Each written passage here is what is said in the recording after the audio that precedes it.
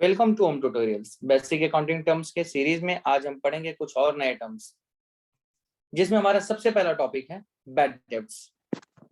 Bad debts means होता क्या बच्चा? बैड डेट्स वो अमाउंट है जो हम अपने कस्टमर या अपने डेटर से रिकवर नहीं कर पाते या कभी भी रिकवर नहीं कर सकते हैं, तो उसी को हम क्या कहते हैं बच्चा? Amount which is irrecoverable. वो अमाउंट बेटा जो हम रिकवर नहीं कर सकते। किससे नहीं कर सकते? फ्रॉम कस्टमर और debtors is known as a bad debt. बेटा वो अमाउंट जो आप अपने कस्टमर या डेटर से रिकवर नहीं कर पा रहे हो, तो बच्चा वो अमाउंट आपके लिए क्या होगा? प्रॉफिट या लॉस? यस, सही सोचा आपने। वो आपके बिजनेस के लिए क्या है बेटा? लॉस है। तो इसलिए हम उसे क्या कहते हैं बेटा? It is a revenue loss to the business. बेटा ये जो बैड डेट्स रहेगा हमारे बिजनेस के लिए क्या रहेगा बेटा? Revenue loss. ठीक है, जैसे एग्जांपल देखते हैं। मिस्टर ए, ये हमारे कस्टमर थे, बिकम इंसॉल्वेंट। मिस्टर ए हमारा एक कस्टमर था जो क्या हो गया बेटा? इंसॉल्वेंट हो गया। अब बच्चा ये हमारा जो कस्टमर है, अगर वो हमारा कस्टमर इंसॉल्वेंट हो जाता है, इट मींस कि हम उससे अपना कोई भी अमाउंट रिकवर नहीं कर सकते। तो अगर हम उससे अपना कोई अमाउंट रिकवर नहीं कर सकते हैं, तो वो जो अमाउंट हम उससे रिकवर नहीं कर पा रहे हैं, वो अमाउंट को हम कहेंगे बच्चा बैड डेब्ट्स। वो अमाउंट हमारा क्या कहलाएगा बेटा? Bad debts. क्लियर है? उसके बाद नेक्स्ट हमारा टॉपिक है बेटा goodwill. Goodwill means what? Goodwill means reputation और इमेज। किसका रेपुटेशन और इमेज बेटा? Of the business. Goodwill means reputation और इमेज ऑफ द बिजनेस। और याद रखिएगा बेटा, जो गुडविल होता है हमेशा किसमें कैलकुलेट होता है बेटा? In terms of money. तो गुडविल का मीनिंग क्या कहता है बेटा? गुडविल मीन्स रेपुटेशन और image of the business calculated in terms of money. अब कोई ये कहे कि सर मैंने आपकी गुडविल देखी है। बच्चा आप मेरी गुडविल देख सकते हो क्लास के क्राउड को देख के या पब्लिक को देख के हमारी गुडविल का अंदाजा लगा सकते हो, बट उस गुडविल को आप देख नहीं सकते, गुडविल को आप टच नहीं कर सकते। तो जो चीज को आप टच या देख नहीं सकते उस चीज को हम क्या कहते हैं बेटा? इनटेंजिबल। और आपको पता है गुडविल हमारा असेट्स है, तो इसलिए गुडविल हमारा कौन सा असेट्स हो जाता है बेटा? Intangible assets. क्लियर है? हमेशा याद रखिएगा बच्चा, तो जो गुडविल का मीनिंग होता है, अगर हम सिंपल सा बोले तो गुडविल मीन्स होता है बेटा रेपुटेशन और इमेज। किसका रेपुटेशन और इमेज बेटा? बिजनेस का, जो कि किस में कैलकुलेट होता है? In terms of money. Example के रूप में आप देख लीजिए, जैसे मैकडी है, पिज्जा हट है, बड़े बड़े ऐसे स्टोर्स हैं जिनके आप फ्रेंचाइजी देखेंगे। अगर आप ये सोचते हैं कि एक ही ऑनर है, हर जगह उसने ब्रांच ओपन करके रखा है, नहीं बेटा, वो बहुत ही मिनिमम टाइम में होता है, बहुत ही कम टाइम आपको वो देखने को मिलेगा। मैक्सिमम टाइम क्या होता है बेटा? कि जो ऑनर है वो अपनी फ्रेंचाइजी क्या करता है? अपनी गुडविल को डिस्ट्रीब्यूट कर देता है अलग अलग लोगों के बीच में, तो उसके लिए भी वो उनसे पैसा चार्ज करता है, गुडविल का पैसा लेता है। तो इसलिए हम बोलते हैं goodwill calculated in terms of money. Hope कि आपको दोनों पॉइंट अच्छे से क्लियर हुआ रहेगा। इसके बाद जो हमारा नेक्स्ट टॉपिक है बेटा, वो है असेट्स। असेट्स मीन्स, सिंपल सी बात बोलूं बेटा, असेट्स मीन्स होती है प्रॉपर्टी। सीधा प्रॉपर्टी किसका? बिजनेस का। ठीक है, लेकिन सबसे बड़ी बात है बेटा, वो ओन वो हमारे पास होना चाहिए, और वो प्रॉपर्टी बेटा उसका एक मॉनेटरी वैल्यू होना चाहिए, तो ही हमारा असेट्स रहेगा। अगर उसकी कोई मॉनेटरी वैल्यू नहीं है तो हमारा असेट्स नहीं होगा। तो उसी को क्या कहते हैं बेटा? Any physical thing. Any physical thing वो कुछ भी हो सकता है बेटा। फिजिकल थिंग मीन्स आप वो लैंड एंड बिल्डिंग भी बोल सकते हो, फर्नीचर भी बोल सकते हो, एक्सेट्रा कुछ भी। और right, own that has a monetary value. आपके पास तो है बट उसकी एक मॉनेटरी वैल्यू है, उसे हम क्या कहेंगे? Is called as an assets. अब एक बात सोचिए कि अगर कोई एक बाइक मेरे पास है, मेरे फ्रेंड की बाइक है, ठीक है, मेरी फ्रेंड की बाइक है, मैं ड्राइव कर रहा हूँ, तो आप क्या सोचिएगा? वो मेरा असेट्स है? बेटा वो मेरा असेट्स नहीं है। क्यों पता है? क्योंकि उसका पोजीशन मेरे पास है बट उसके ऑनरशिप मेरे पास नहीं है। तो नेक्स्ट लाइन वही बोलती है बेटा, the ownership of the asset must with business unit. बेटा जो ऑनरशिप होगा उस असेट्स का, वो बिजनेस यूनिट के पास होना चाहिए, ना कि किसी और अदर पर्सन के पास या किसी बिजनेस यूनिट के पास। ठीक है, और उसका एग्जाम्पल क्या है बेटा? Land, cash, computer. होप की ऑनरशिप वाली लाइन आपको समझी रहेगी। ऑनरशिप मतलब होता है कि उसका ऑनरशिप, उसका हक सिर्फ मेरे पास है। पोजीशन होना मीन्स ये नहीं होता कि वो मेरा असेट्स है। रहते तो हम रेंट के घर में भी हैं, उसका पोजीशन हमारे पास होता है बट उसका ऑनरशिप हमारे पास नहीं होता। बेटा हमने अभी पढ़ा असेट्स, अब हम पढ़ेंगे बेटा असेट्स के 3 अलग अलग टाइप्स के बारे में। सबसे उसका पहला टाइप है बेटा फिक्स असेट्स, सेकंड है करंट एसेट और थर्ड है फिक्टिशियस एसेट। पहले हम बात करेंगे फिक्स्ड एसेट्स। फिक्स्ड एसेट्स वो एसेट्स है बेटा जो हमें क्या देता है बेटा, लॉन्गर बेनिफिट। क्या देता है बेटा हमें, लॉन्गर बेनिफिट, मतलब मोर देन 1 ईयर। जैसे लैंड है, प्रॉपर्टी है, फर्नीचर है, क्या आप 1 ईयर में यूज करके उसको फेंक देते हैं? नहीं, उसका जो बेनिफिट है आपको बेटा आने वाले कई सालों तक मिलता है, इसलिए हम उसे क्या, कौन सा एसेट्स कहते हैं बेटा, फिक्स्ड एसेट्स। एग्जांपल उसने मैंने दिया भी है, लैंड एंड बिल्डिंग। उसके बाद बात करते हैं बेटा हमारे सेकंड टाइप की, current assets. Current assets means वो एसेट्स बेटा जो शॉर्ट टर्म पीरियड के लिए हो, या मैं उसको कह सकता हूं जो कन्वर्टेड हो जाए बेटा कैश में वेरी इजीली।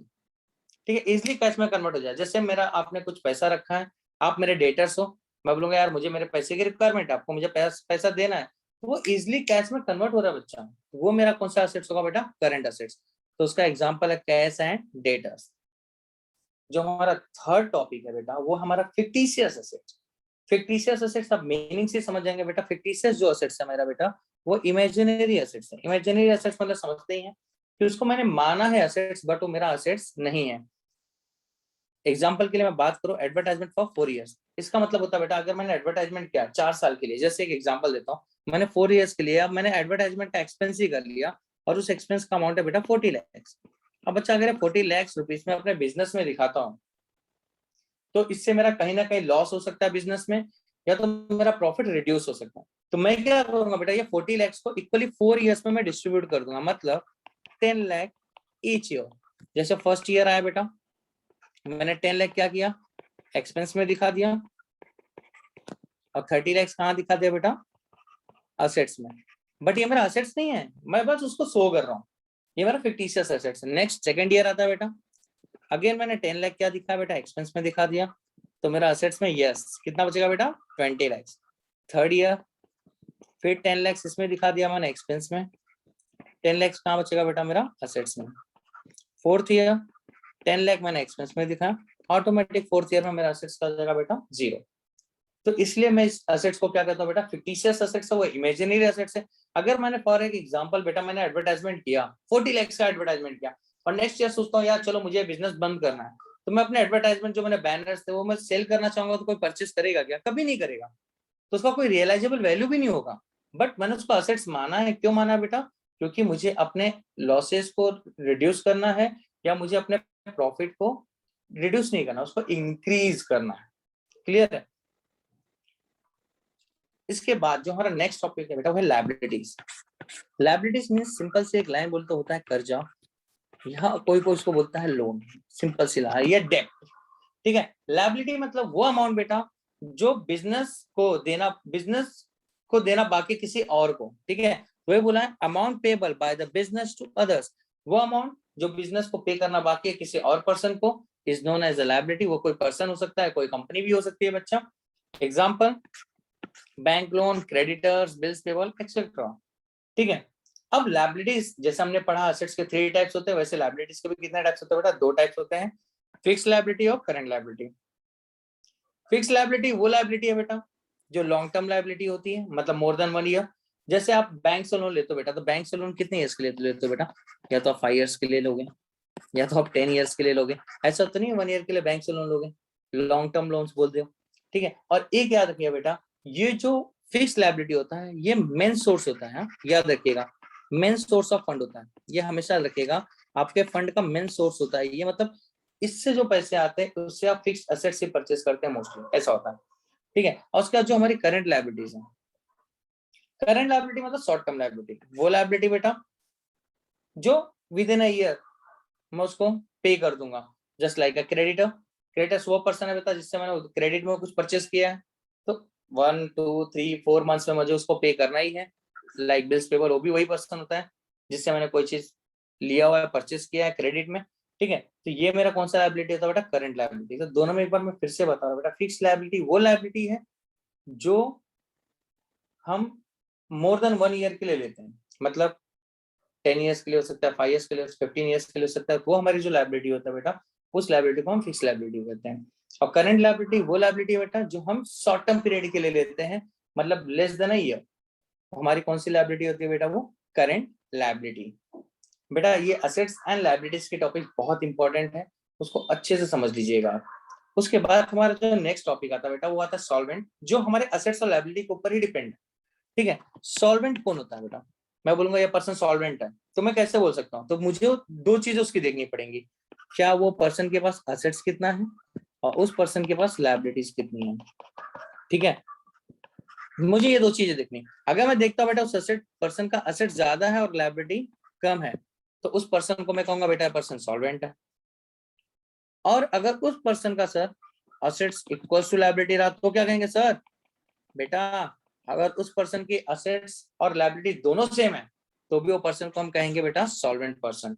वही तो बोलता है उसका मीनिंग देखो, if a person's assets are more than his liability, पहला लाइन है इस, अगर असेट्स ज्यादा है आपकी लायबिलिटी से और इक्वल टू हिज लायबिलिटी, या आपकी लायबिलिटीज के इक्वल है मतलब बरोबर है, it is called as a solvent person. For an example, Mr. A has total assets rupees 10 lakh and his total liabilities rupees 9 lakh। तो ये पर्सन को हम कौन सा पर्सन कहेंगे बेटा? सॉल्वेंट पर्सन है, क्योंकि सर इसका असेट 10 लाख है और उसकी लायबिलिटी कितनी है 9 लाख। और आपने पहले बोला सर वो पर्सन जिसका असेट ज्यादा होगा उसकी लायबिलिटी से या इक्वल होगा उसकी लायबिलिटी से, उस पर्सन को हम कौन सा पर्सन कहते हैं बच्चा? Solvent person. अब आते हैं बेटा नेक्स्ट टॉपिक पे, इंसॉल्वेंट पर्सन। इंसॉल्वेंट पर्सन वो पर्सन होता है बेटा जिसका असेट्स कम हो और लायबिलिटीज का बेटा ज्यादा हो, वो पर्सन को हम क्या कहेंगे बेटा? Insolvent person. If a person's liabilities are more than his assets, वो पर्सन बेटा जिसके लायबिलिटी ज्यादा उसके असेट्स है, it is called as a insolvent person. Example के रूप में इसको देख लीजिए, मिस्टर एक्स है, has total assets rupees 20 lakhs। देखिए मिस्टर ए से ज्यादा असेट्स इसके पास है, बट इसकी लायबिलिटीज भी देखिए, but is liability rupees 23 lakh. बेटा देखिए इसके पास असेट्स तो ज्यादा है as compare to A, but liability भी ज्यादा है as compare to A. As compare to A की छोड़ दीजिए, उसके असेट्स से उसकी लायबिलिटी ज्यादा है बेटा। उसकी लायबिलिटीज कितना बेटा? 23 लाख और उसका असेट्स कितना बेटा? 20 लाख। तो मिस्टर एक्स का अगर असेट्स 20 लाख है और लायबिलिटी 23 लाख है, तो मिस्टर एक्स जो है बेटा वो होगा इंसॉल्वेंट पर्सन। कौन सा पर्सन होगा बेटा? Insolvent person. क्लियर है? होप कि हमारा आज का ये वीडियो आपको पसंद आया होगा। अगर आपको हमारा ये वीडियो पसंद आया हो तो प्लीज इसे लाइक करें, शेयर करें, कमेंट करें और चैनल को सब्सक्राइब करें। और हाँ, बेल आइकन को क्लिक करना ना भूलें ताकि हमारे आगे के वीडियो के नोटिफिकेशन आपको मिलते रहें। Thank you.